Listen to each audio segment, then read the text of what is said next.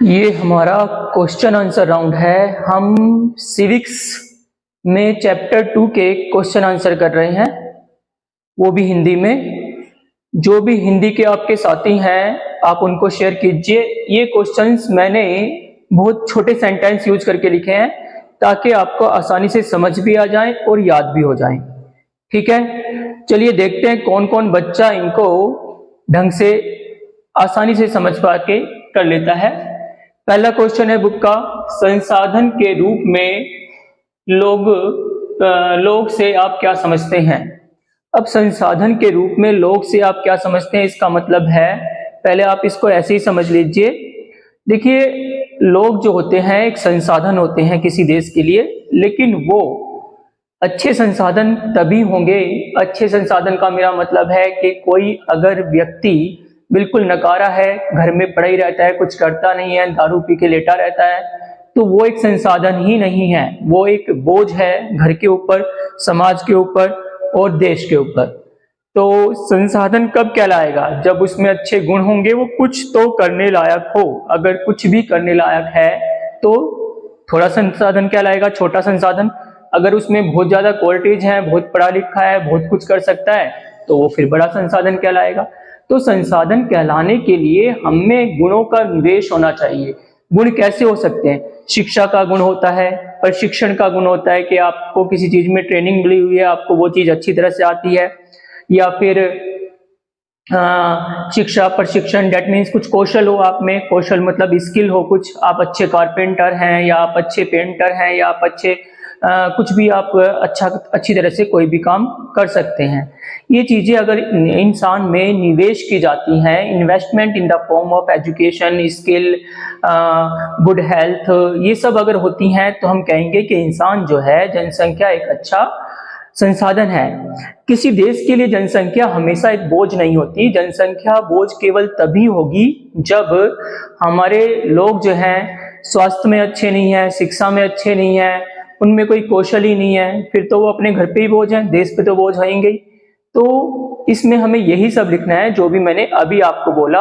अब क्या करेंगे, इसमें पहले मेरे से ऐसे समझ लेंगे, उसके बाद सेंटेंस को पढ़ेंगे। मैं आपको क्वेश्चन आंसर वाइज भी बता रहा हूं और इस तरह से भी बता रहा हूं, तो ये सब देखते हुए आपको लगेगा कि आपको ऐसे ही रट जाएंगे।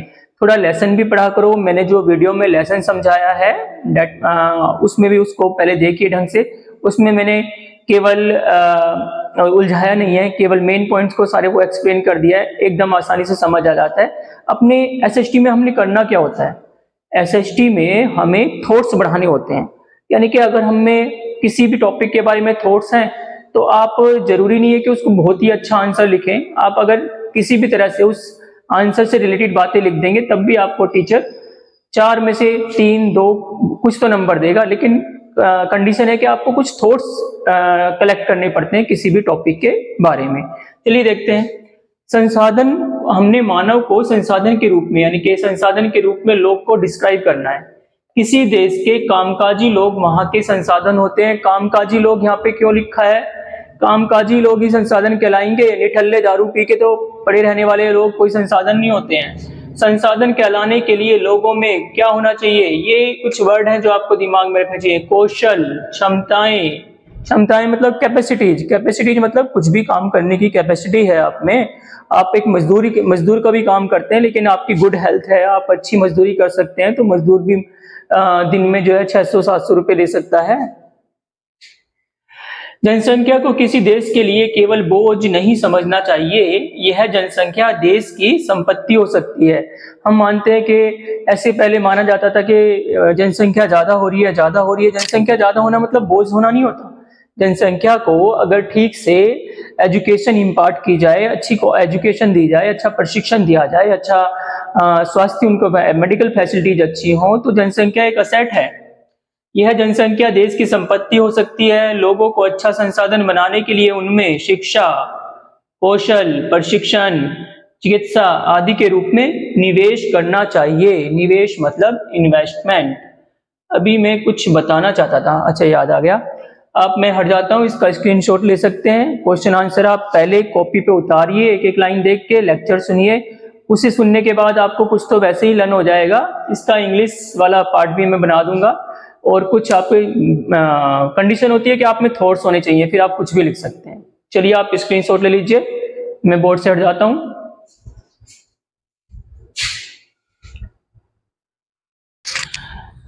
चलिए मैं आपको अब नेक्स्ट क्वेश्चन समझाता हूं। नेक्स्ट क्वेश्चन में क्या है कि मानव संसाधन और अन्य संसाधनों में अंतर बताना है।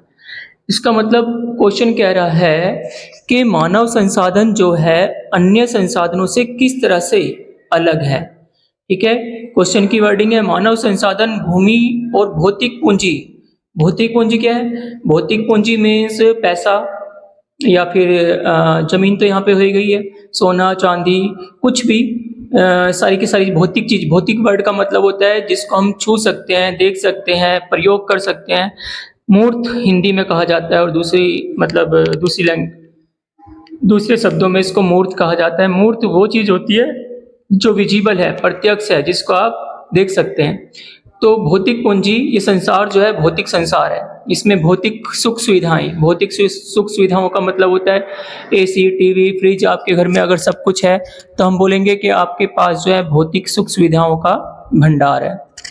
तो हमें अंतर बताना है मानव में और दूसरी भौतिक सुख सुविधाएं जो होती हैं या भौतिक पूंजी, ये सब होती है, इनमें अंतर क्या है। देखिए पहला क्या हो सकता है, इसका आंसर जब भी कोई अंतर देंगे आप तो अंतर, वैसे इसका क्योंकि ये क्वेश्चन कहीं पे और देखेंगे तो इन्होंने कॉलम में नहीं दे रखा था, लेकिन फिर भी मैंने इसको कॉलम में ही डाल दिया। पहले एक आप बीच में लाइन डाल लो, इधर लिखो जो भी दोनों चीज़ों को बताना चाहते हो, फिर आप अपना आंसर दिया करो। तो इसमें हम देंगे, इसमें हम पहले दे सकते हैं कि ये आप बताइए क्या अंतर हो सकता है मानव और दूसरे संसाधनों में। पहला अंतर तो हो जाएगा कि भाई मानव जो है, मानव का स्टॉक बढ़ाया जा सकता है। इसका मतलब है जनसंख्या तो बढ़ सकती है, ज़्यादा बच्चे पैदा होंगे तो जनसंख्या बढ़ जाएगी। तो पहला तो ये हो गया कि मानव का स्टॉक बढ़ाया जा सकता है, लेकिन दूसरे बहुत से संसाधनों का, मतलब कुछ संसाधन तो बढ़ाए भी जा सकते हैं, लेकिन बहुत से संसाधन जो हैं, जैसे ज़मीन, अब जितनी ज़मीन है उतनी तो है, जो बंजर ज़मीन है उसको अच्छा किया जा सकता है, लेकिन ज़मीन तो टोटलिटी में जितनी है उतनी ही रहेगी।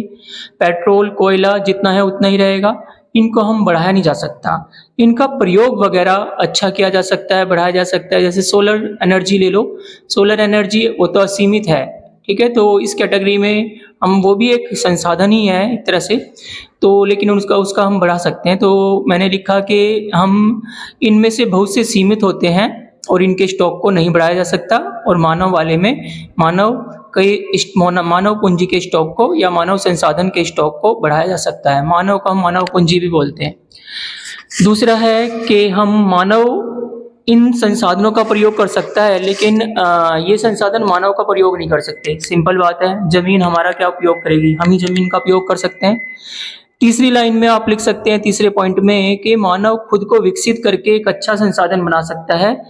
खुद को मतलब स्वयं विकसित कर सकता है मानव। जैसे आप पढ़ लिख जाएंगे तो आप अच्छे संसाधन बनेंगे, आपने अच्छी बॉडी बना ली तो आपकी हेल्थ अच्छी हो गई तो अच्छे संसाधन बन गए। लेकिन हम कहेंगे कि अन्य संसाधन खुद के साथ खुद ऐसा नहीं कर सकते, मानव उनके साथ कर सकता है। जमीन खुद को अपने आप को अच्छी उपजाऊ नहीं बना सकती। तो ये तीन अंतर में हमने इस क्वेश्चन को आंसर कर दिया है। अब आप इसको बोर्ड से उतार लेना, मैं आपको बोर्ड से दिखा देता हूँ। बोर्ड पर देखेंगे तो सेम उसी तरह से है। मानव संसाधन भूमि और भौतिक पूंजी जैसे अन्य संसाधनों से किस तरह से भिन्न है। तो दो कॉलम बना दिए हैं, 3 पॉइंट में आंसर को समेट दिया है। इसी तरह से आंसर लिखा करो, केवल थॉट्स डेवलप करो। एसएसटी में, एसएसटी इंटरेस्टिंग, सारे सब्जेक्ट इंटरेस्टिंग होते हैं अपनी अपनी जगह। एसएसटी से लोग ऐसे ही डरते हैं, एसएसटी उससे भी ज़्यादा, दूसरे सब्जेक्टों से ज़्यादा इंटरेस्टिंग है। जस्ट इसमें होता क्या है कि आपको अपने थॉट्स डेवलप करने पड़ते हैं पॉइंट के बारे में पढ़ के। चलिए अब मैं दूसरा क्वेश्चन कर देता हूँ, ये क्वेश्चन हो गया होगा।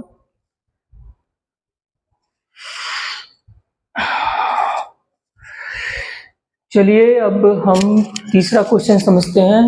आसान सा क्वेश्चन है। क्वेश्चन में क्या बोला है, मानव पूंजी निर्माण में शिक्षा का क्या भूमिका है, यानी कि हमें इम्पोर्टेंस ऑफ एजुकेशन बतानी है इन human capital formation. Human capital formation क्या होती है? मानव में अच्छे गुणों का विकास करना, अच्छी शिक्षा, अच्छा स्वास्थ्य, प्रशिक्षण, स्किल कौशल, स्किल मीन्स कौशल आदि गुणों को इम्पार्ट करके, डैट मीन्स उसमें भर के उसको भविष्य के लिए एक अच्छा नागरिक बनाना ही ह्यूमन कैपिटल फॉर्मेशन कहलाता है। तो हमें एजुकेशन की इम्पोर्टेंस बतानी है। क्या इम्पोर्टेंस हो सकती है एजुकेशन की आपके अकॉर्डिंग? एजुकेशन, एक एजुकेटेड व्यक्ति जो है अनपढ़ों की तुलना में, मतलब ऐसा नहीं है कि आप कहेंगे कि इतने सारे बेरोजगार हैं, वो एक अलग मैटर है। अलग मैटर मीन्स बेरोजगार व्यक्ति भी आजकल वही बेरोजगार है जिसमें हमारी शिक्षा शिक्षा का पैटर्न गलत है। हमारी शिक्षा इस तरह से हमें स्किलफुल नहीं बना रही है। हम कहते हैं कि हमने ग्रेजुएशन कर रखी है, पोस्ट ग्रेजुएशन कर रखी है, लेकिन आप उन लोगों से पूछ के देखेंगे तो बहुत से लोग ऐसे पाए जाते हैं जिनमें कुछ स्किल ही नहीं होता, कुछ नॉलेज ही नहीं होती। केवल ग्रेजुएशन, पोस्ट ग्रेजुएशन आदि करने से ही आपको नौकरी नहीं मिल जाती। तो शिक्षा एक बहुत बड़ी पावर होती है, शिक्षा एक बहुत बड़ी शक्ति है। हम ऐसा लिख सकते हैं इस आंसर में, शिक्षित व्यक्ति जो है एक अच्छे समाज का निर्माण करता है, अच्छे परिवार का निर्माण करता है और उससे एक देश भी अच्छा बनता है। शिक्षा से जो है श्रम की गुणवत्ता बढ़ती है। इस सेंटेंस को ठीक से समझिए।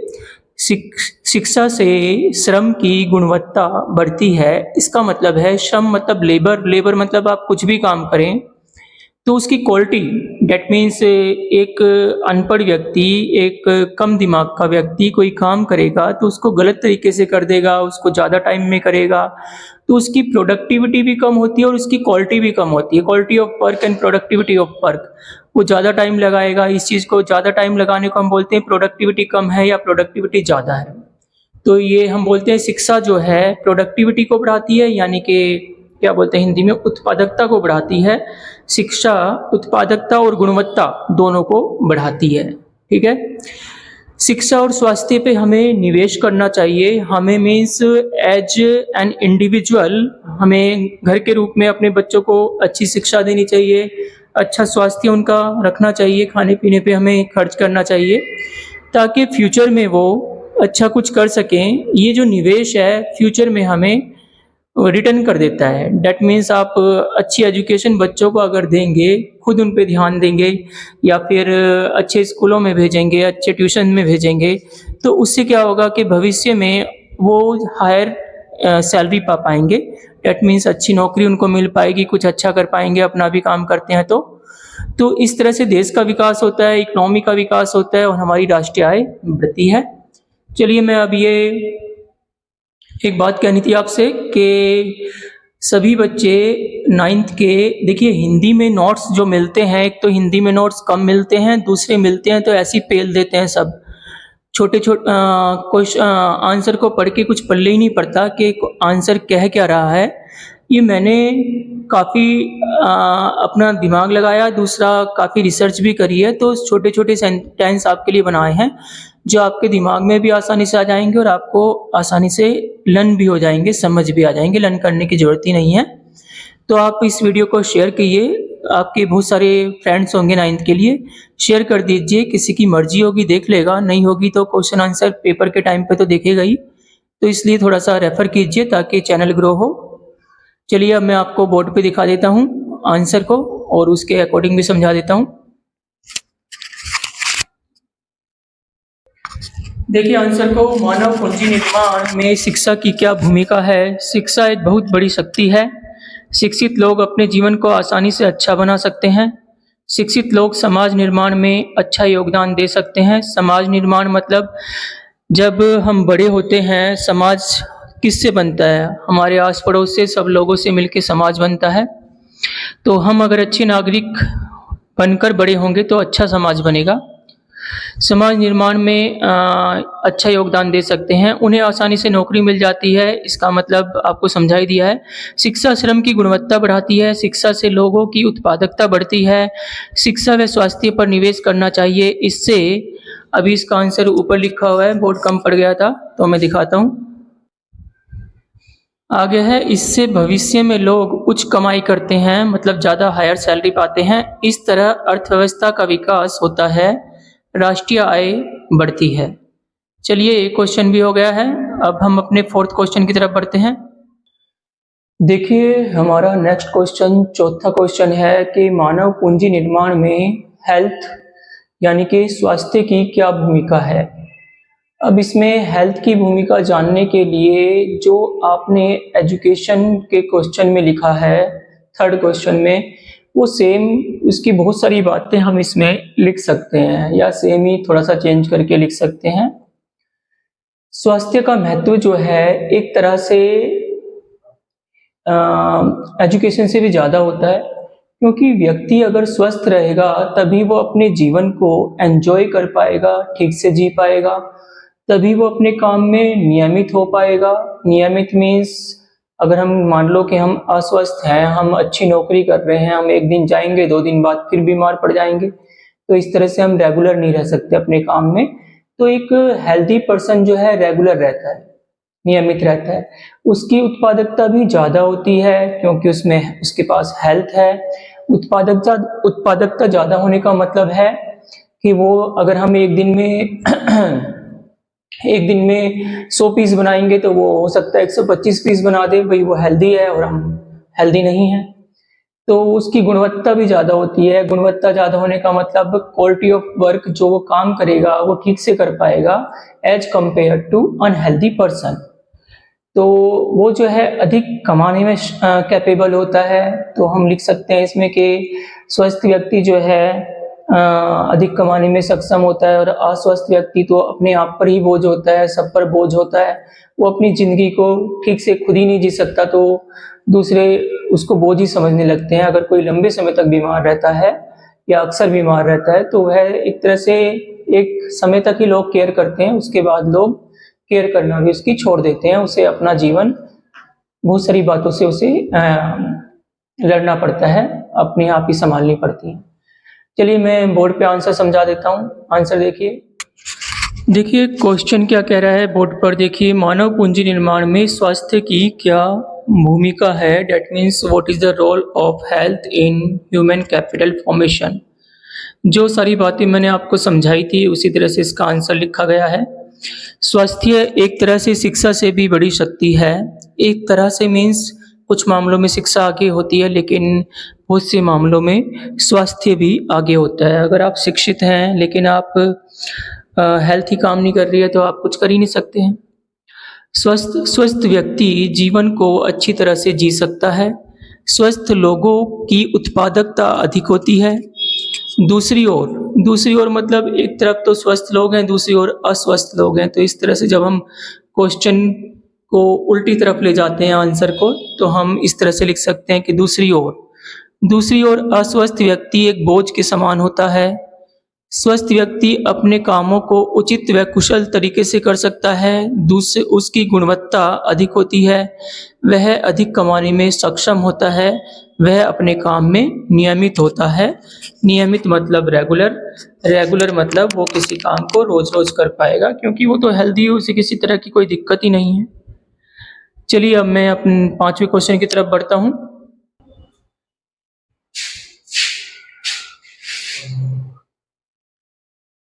देखिए, 5th क्वेश्चन है, ये बिल्कुल सेम है जो पहला क्वेश्चन आपने जिसमें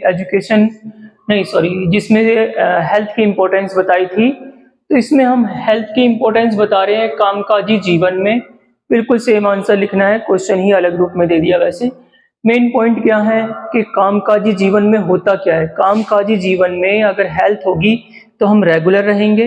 डेट मीन्स छुट्टी नहीं करेंगे। छुट्टी करने से मालिकों को बहुत परेशानी होती है। दूसरा, हमारी उत्पादकता ज़्यादा होएगी। उत्पादकता मतलब हम ज़्यादा काम कर पाएंगे। तीसरा, हमारी क्वालिटी ऑफ वर्क भी हम अच्छी देंगे।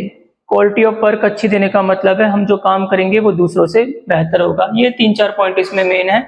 देखिए, केवल एक स्वस्थ व्यक्ति ही अपनी पूरी क्षमता से कार्य कर सकता है। उसकी उत्पादकता अधिक होती है।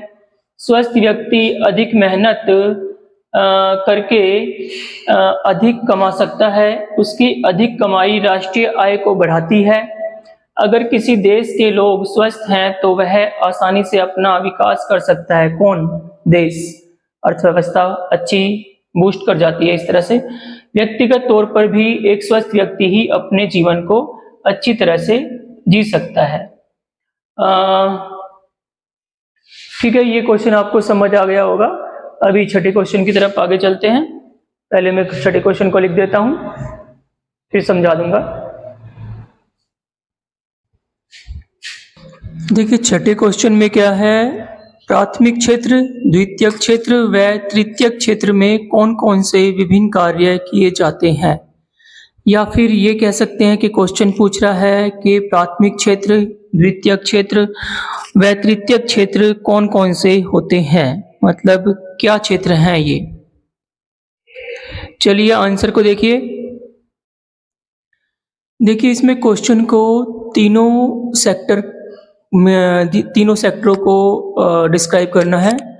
पहले हमने लिखा है एक अर्थव्यवस्था में जीविका अर्जन के लिए विभिन्न कार्य किए जाते हैं। जीविका अर्जन जीविका मीन्स होता है रोजी रोटी। तो रोजी रोटी को कमाना, अर्जन मतलब अर्जित करना। विभिन्न कार्य किए जाते हैं। इन सभी कार्यों को 3 क्षेत्रों में बांटा जाता है मुख्यतः। पहला है प्राथमिक क्षेत्र। इस क्षेत्र से हमें मुख्यतः कच्चा माल प्राप्त होता है। इनकी वे सारी एक्टिविटीज जिनसे आपको कच्चा माल प्राप्त होता है। कच्चा माल मीन्स किसको प्राप्त होगा कच्चा माल? कच्चा माल प्राप्त होता है प्रोड्यूसर्स को। प्रोड्यूसर्स मीन्स जो उत्पादक हैं, जो फैक्ट्री वगैरह लगाकर बैठे हैं। जैसे कि गन्ना शुगर मिल में जाता है, शुगर मिल में गन्ने से शुगर बनती है, गुड़ बनता है। इस तरह से यानी कि गुड़ और उसके शुगर के लिए गन्ना कच्चा माल हो गया। उसी तरह से लोहे को अयस्क के रूप में निकाला जाता है, फिर उसको प्रोसेस किया जाता है, फिर लोहा बनाया जाता है, फिर लोहे से बहुत सारी चीज़ें बनाई जाती हैं। तो इस चीज़ को कहते हैं खनन। खनन का मतलब होता है खान खोदना, यानी कि कोयला, लोहा, तांबा, सोना, चांदी ये सब खान खोद कर निकाला जाता है। खानी होती हैं इनकी, सुना होगा आपने। तो इस प्रोसेस को कहते हैं खनन। उसी तरह से कृषि, वानिकी मतलब होता है वन से लकड़ी काटना, अन्य चीज़ों को वन से प्राप्त करना। जैसे वन से हमें बहुत सारे प्रोडक्ट प्राप्त होते हैं, गोंद प्राप्त होता है, वन से जानवर वगैरह जो है उनकी खाल वगैरह भी प्राप्त होती है। तो बहुत सारी चीज़ें वन से प्राप्त होती हैं, तो इसी को वानिकी कहते हैं। पशुपालन, पशुओं से हमें बहुत कुछ प्राप्त होता है, दूध जैसे कि आप जानते ही हैं मेन चीज़ है। और खाल वगैरह भी पशुओं की यूज होती है, बहुत सारी चीज़ें बनती हैं। शीप, उसके बालों से चीज़ें बनती हैं, डेट मीन्स सर्दियों के वूलन क्लॉथ्स बनते हैं। मछली पालन, मुर्गी पालन, ये मुर्गी पालन ही क्यों कहते हैं, मुर्गा पालन क्यों नहीं कहते? चलिए ठीक है, जो भी है, मुर्गा भी पालते हैं खाने के लिए, लोग खाते हैं मुर्गे को। तो मुर्गी पालन और खनन आदि इस क्षेत्र में आते हैं। चलिए अभी आगे का समझाता हूं। आगे देखिए द्वितीयक क्षेत्र, यह निर्माण का क्षेत्र है। मीन्स इसमें कच्चे माल को पक्के माल में बदला जाता है, तो उसको निर्माण कहते हैं। किसी भी चीज़ का निर्माण करना, इतनी सारी चीज़ें हम यूज करते हैं, सब फैक्ट्रियों में ही बनती है ना, उसी को निर्माण कहते हैं। कच्चे माल को पक्के माल में बदलने वाली सभी क्रियाएं इसमें शामिल की जाती हैं। यह क्षेत्र प्राथमिक व तृतीयक क्षेत्र के बीच एक कड़ी है मीन्स लिंक है। वैसे तो तीनों के क्षेत्र ही एक दूसरे को सहायता पहुंचाते हैं, तो ये बीच का क्षेत्र है। तो पहला क्षेत्र, तीसरा क्षेत्र, दोनों के बीच में ये वाला द्वितीयक क्षेत्र, तो ये कड़ी है दोनों क्षेत्रों के बीच में। आ जाते हैं तृतीयक क्षेत्र पर। तृतीयक क्षेत्र, यह क्षेत्र सेवा का क्षेत्र भी कहलाता है, सर्विस सेक्टर है ये। इस क्षेत्र में विभिन्न सेवाएं आती हैं। अब उन सेवाओं का नाम लिख देंगे आप। और ये क्षेत्र जो है पहले और तीसरे क्षेत्र दोनों को ही सर्विसेज देता है। देखिए सेवाएं जैसे शिक्षा, बैंक, बीमा, पर्यटन, संचार, स्वास्थ्य, व्यापार तथा यातायात। मान लीजिए संचार का मतलब है टेलीफोन, इंटरनेट, ये सब। अगर ये ना हो तो हमारा बिजनेस कितना टफ हो जाएगा, हम पुराने जमाने में पहुंच जाएंगे। स्वास्थ्य सेवाएं अगर ना हो तो हम बीमार पड़ गए तो क्या करेंगे, कैसे काम धंधा करेंगे। इसी तरह से बीमा में हमारा हेल्थ इंश्योरेंस ही नहीं होता। बिजनेसमैन अपनी बिल्डिंग का, अपने स्टॉक का कोई सामान यहाँ से कहीं दूसरे स्टेट में भेज रहे हैं, कहीं पे भी भेज रहे हैं, उस सामान का इंश्योरेंस हो जाता है। यानी कि बहुत चीज़ों का इंश्योरेंस किया जाता है। तो ये भी एक सेवा है जो कि बिजनेस को हेल्प करती है। बैंक ना हो तो किस तरह से बिजनेसमैन काम करेंगे। आजकल सारा काम ही इन पे डिपेंड हो गया है, लोन वगैरह। दूसरा लोन भी छोड़िए, इतने सारे बैंक सेवाएं देता है, पैसे को इधर से उधर पहुंचाना, चेक काट के देते हैं हम, ये सब। तो ये सब पॉसिबल नहीं हो पाएगा अगर ये सेवाएं ना हो। चलिए, छठा क्वेश्चन भी पूरा हो गया है। अभी 7वें क्वेश्चन की तरफ चलते हैं। देखिए, पिछले अब तक जो हमारे क्वेश्चन हो चुके हैं, 6 क्वेश्चन हो चुके हैं। अब ये 7वां क्वेश्चन मैं समझा रहा हूँ तुम्हें।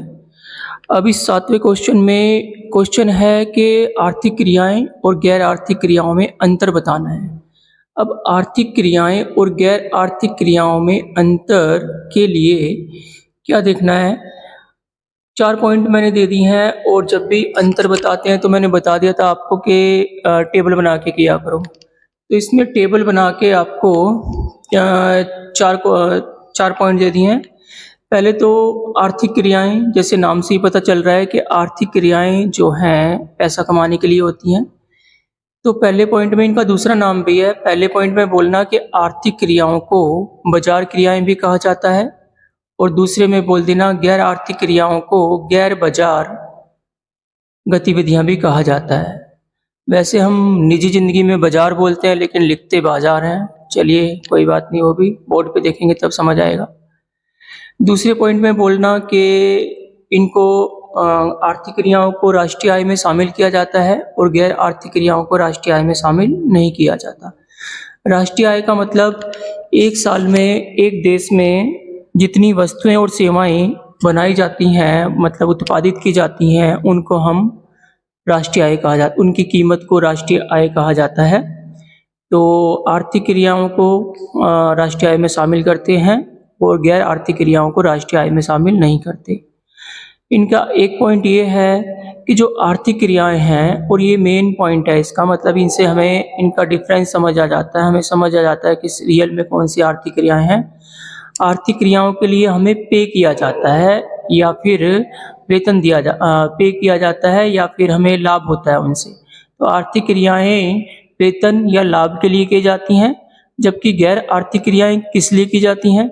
गैर आर्थिक क्रियाएं स्व उपभोग के लिए, या फिर सामाजिक दायित्व के लिए, या आत्मसंतुष्टि के लिए की जाती हैं।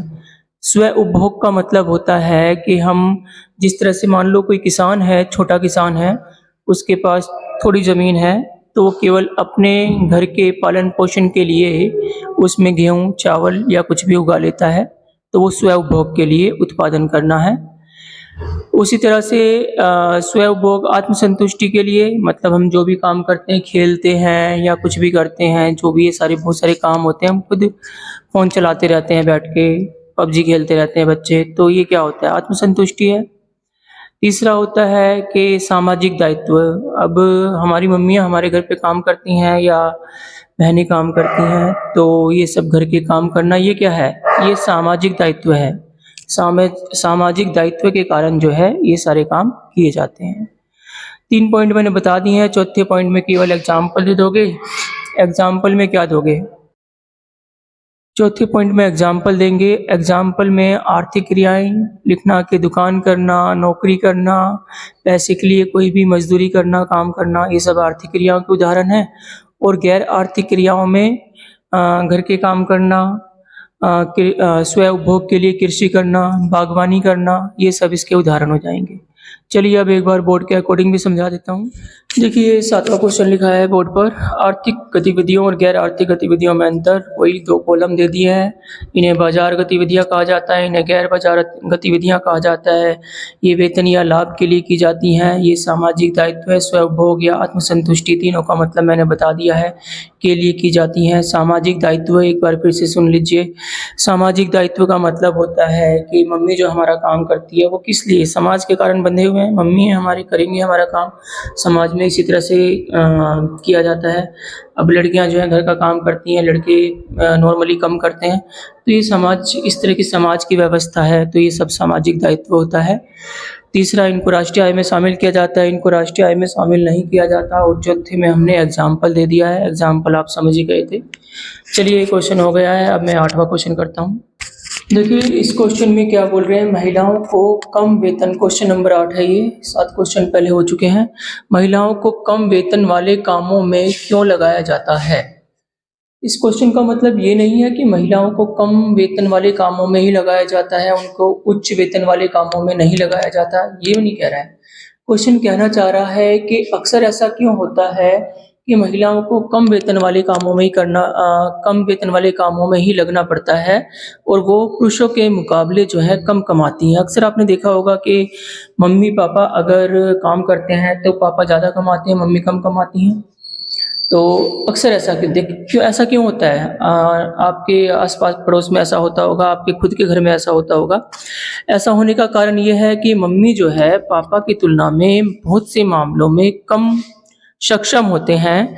वे जो है कम पढ़े लिखे हो सकते हैं, वे जो हैं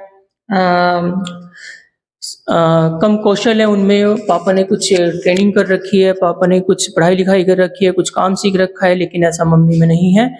इसके कारण ही ऐसा होता है। तो कुछ मामलों में तो ऐसा भी देखा गया है कि महिलाएं जो हैं पुरुषों से ज़्यादा कमाती हैं।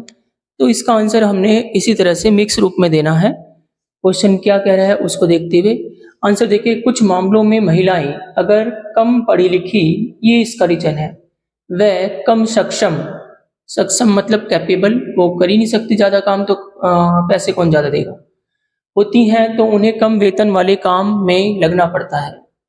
पहला सेंटेंस हो गया। महिलाओं को पुरुषों की तुलना में कम बलशाली माना जाता है। हमारे समाज में ऐसा रहा है कि हम औरत को जो है कम समझते हैं। डेट मीन्स ये कॉन्सेप्ट चेंज होती जा रही है, लेकिन अब तक तो यही समझा जाता है कि महिलाएं जो है पुरुषों से कम बलशाली हैं, कम सक्षम हैं, तो उनको उसी तरह की नौकरियां दी जाती हैं कि वो कम वेतन वाले कामों में उनको नौकरी दी जाती है। महिलाओं को पुरुषों की तुलना में कम बलशाली, ये तुलना है, गलत लिखा गया।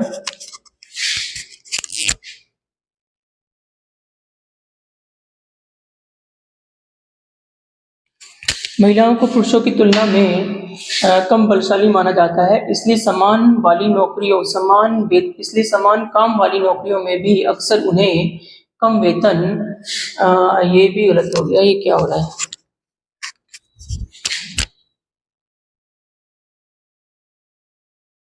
कम वेतन दिया जाता है।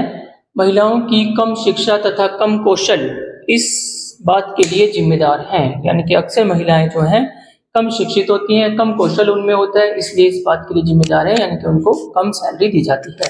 परंतु सभी मामलों में ऐसा नहीं है। उच्च शिक्षित तथा अधिक सक्षम महिलाएं पुरुषों से भी ज़्यादा वेतन पाती हैं। आपने देखा होगा कुछ महिलाएं जो हैं महीने में लाख, 1.5 लाख, 2 लाख, 3 लाख, न्यूज एंकर होती हैं, न्यूज एंकर करोड़ों रुपए कमाते हैं। तो डिपेंड करता है कि आपकी शिक्षा कितनी है, डिपेंड करता है कि आपने क्या कर रखा है। चलिए 9वें क्वेश्चन पे चलते हैं या फिर वीडियो को यहीं ख़त्म करते हैं। देखता हूँ टोटल इस लेसन में 15 क्वेश्चन है, 15 में से 8 क्वेश्चन हो गए हैं, 7 और रह गए हैं। चलिए देखते हैं। आपके अनुसार बेरोजगारी क्या है? अगर मान लो कि आप कम पढ़े लिखे हैं लेकिन आपको मिल रही है 10,000 रुपये महीना की नौकरी और आप कह रहे हैं कि नहीं, मुझे तो इस काम के लिए 10,000 नहीं 15,000 रुपये महीना चाहिए, तभी काम करूँगा, तो आप बेरोजगार नहीं हैं, क्योंकि आप प्रचलित मजदूरी दर पर काम करने के लिए तैयार नहीं हैं। तो इसको बेरोजगारी नहीं कहते। बेरोजगारी शब्द के लिए जरूरी है कि आप प्रचलित मजदूरी दर का मतलब होता है कि प्रचलित मजदूरी दर का मतलब होता है कि जिस दर पर अक्सर लोग काम करते हैं या जिस काम के लिए आज के मुताबिक जितना पैसा दिया जाना चाहिए उसको प्रचलित मजदूरी दर कहते हैं। तो प्रचलित मजदूरी दर पर अगर आप काम करने के लिए इच्छुक हैं लेकिन फिर भी आपको कोई काम नहीं मिल पा रहा है, तो उसको हम बेरोजगारी कहते हैं। चलिए लिखे अनुसार बोर्ड के अनुसार दिखा देता हूँ। चलते हैं बोर्ड पर। देखिए बोर्ड पर देखेंगे तो आपको समझ आएगा, लेकिन आपको समझ कहाँ से आएगा, क्योंकि आपको तो मैं ही दिख रहा हूँ, बोर्ड नहीं दिख रहा। देखिए क्वेश्चन इस तरह से 3 लाइन का आंसर है। बेरोजगारी वह स्थिति है जिसमें प्रचलित मजदूरी दर पर काम करने के इच्छुक व्यक्तियों को भी काम नहीं मिल पाता। चलिए ठीक है, ये वीडियो मैं यहीं तक रखता हूँ। नेक्स्ट वीडियो में अगले 6 क्वेश्चन और, तो टोटल 15 क्वेश्चन है इस लेसन में, और इस लेसन की लगभग सारी बातें ही इन क्वेश्चंस में सिमट गई हैं। तो ये वीडियो यहीं तक है। आप एक काम जरूर करना कि जो भी हिंदी के बच्चे हैं उन तक ये वीडियो जरूर शेयर करिए, क्योंकि अक्सर जो है क्वेश्चन आंसर इस तरह से नहीं लिखे मिल पाते। वो जो लिखे होते हैं समझ ही नहीं आता क्या लिखा है, और याद करने में मुश्किल होती है बच्चों को। तो आप अपने फ्रेंड्स को दिखाइए, चैनल सब्सक्राइब कराइए, शेयर कीजिए। धन्यवाद। चलता हूँ अब के लिए, और नेक्स्ट वीडियो जल्द ही आएगी।